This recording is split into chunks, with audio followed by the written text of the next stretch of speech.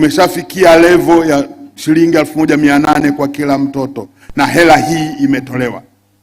Kwa hiyo tuendelee kusimamia matumizi sahihi.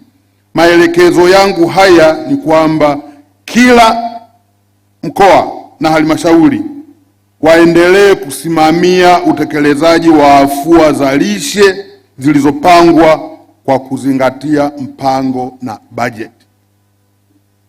Hapa tumeelekezana kuona namna tunavyoweza kuiweka hii kama percentage ya tengeo kwenye bajeti zetu.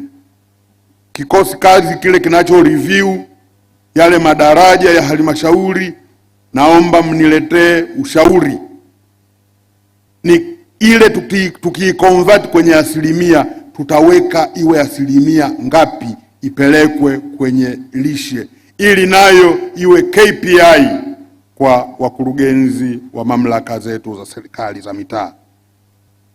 La pili, kusimamia ubora wa taarifa na takwimu za utoaji wa huduma za lishe katika mikoa na halmashauri.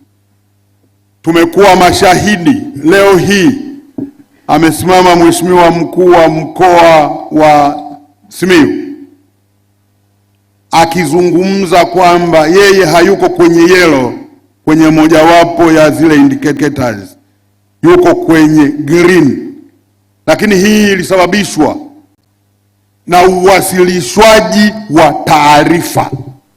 Kwa hiyo nisisitize maelekezo yangu, na waelekeza maafisa wote wanaohusika na swala hili wazingatie ubora wa takwimu na taarifa za lishe katika maeneo yao ili kuwezesha utoaji wa maamuzi sahihi na maandalizi ya mipango inayozingatia hali halisi.